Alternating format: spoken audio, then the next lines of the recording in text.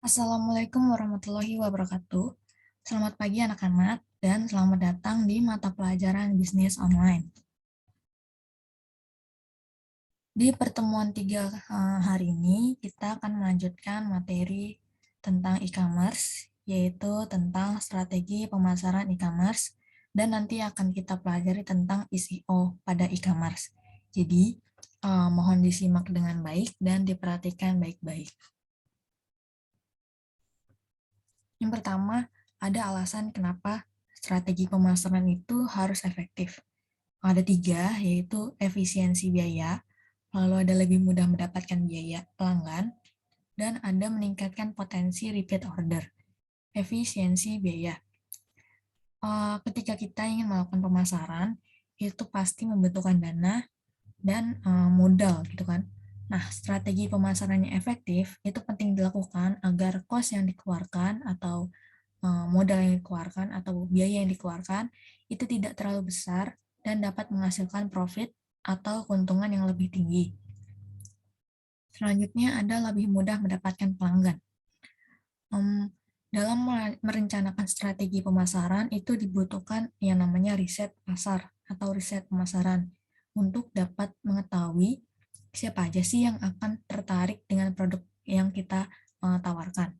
Nah, dengan adanya riset pasar, ini potensi mendapatkan pelanggan akan lebih besar dan mudah. Selanjutnya itu ada meningkatkan potensi repeat order. Repeat order itu adalah ketika pembeli membeli kembali produk di toko kita.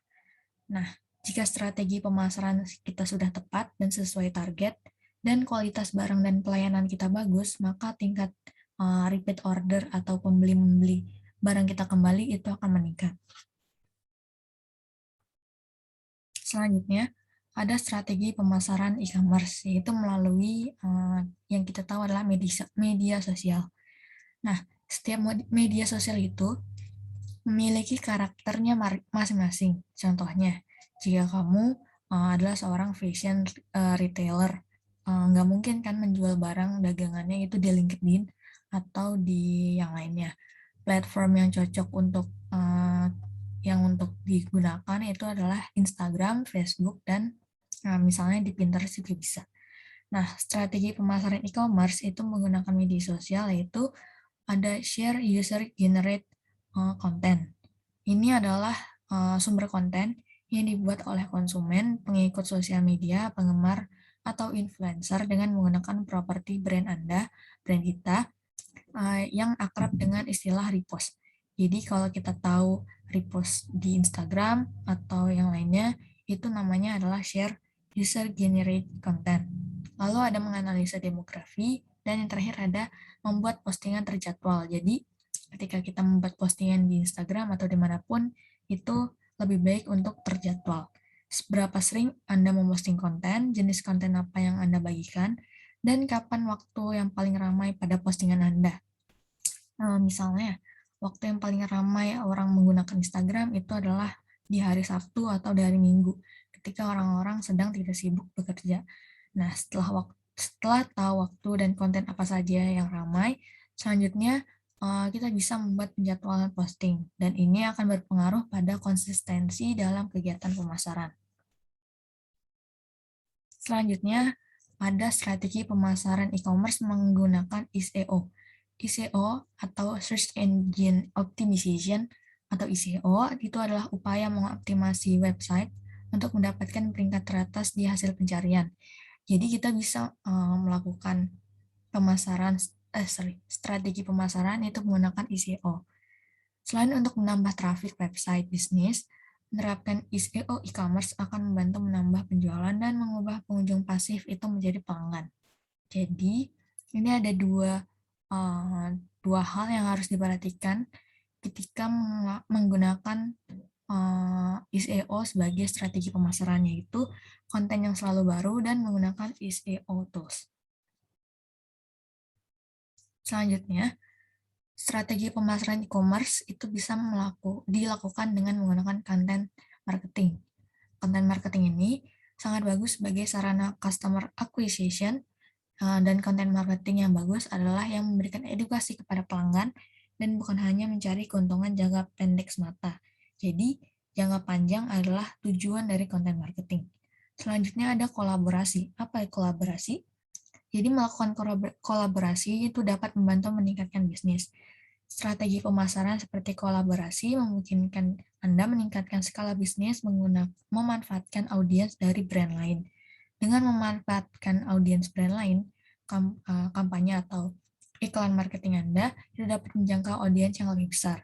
Dua jenis kolaborasi yang paling umum diketahui adalah influencer marketing dan menampilkan brand di konten. Yang kita tahu, influencer marketing itu memungkinkan Anda untuk meningkatkan bisnis menggunakan influencer yang ada di Instagram atau yang ada di TikTok atau influencer di platform lain.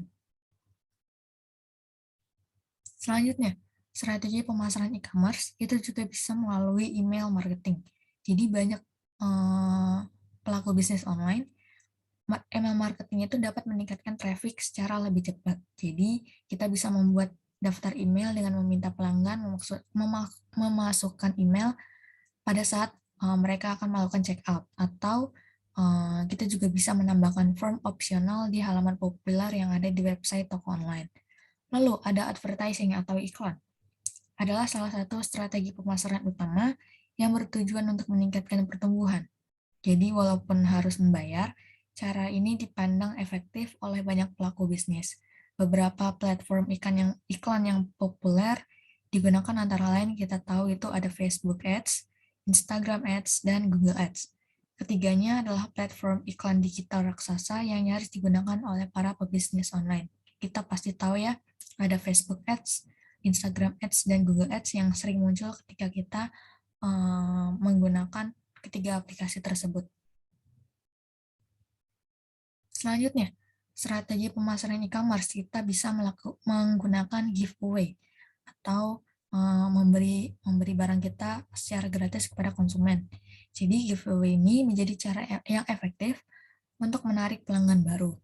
Memang strategi pemasaran e-commerce ini tidak bisa digunakan setiap hari. Namun ketika dilakukan pada momen tertentu, misalnya momen Lebaran atau momen 17 Agustusan atau momen yang lainnya, giveaway dapat secara signifikan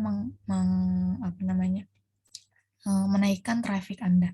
Selanjutnya ada video marketing. Ini adalah salah satu contoh video yang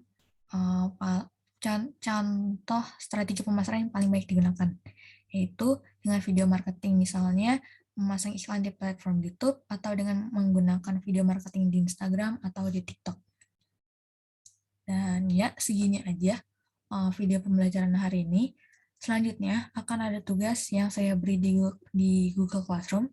Tolong dikerjakan dengan baik, karena tugas yang dikumpulkan itu akan ditandai sebagai absensi kalian masing-masing. Dan terima kasih sudah menonton. Mohon maaf apabila ada kesalahan. Wassalamualaikum warahmatullahi wabarakatuh. Selamat pagi dan selamat belajar dari rumah.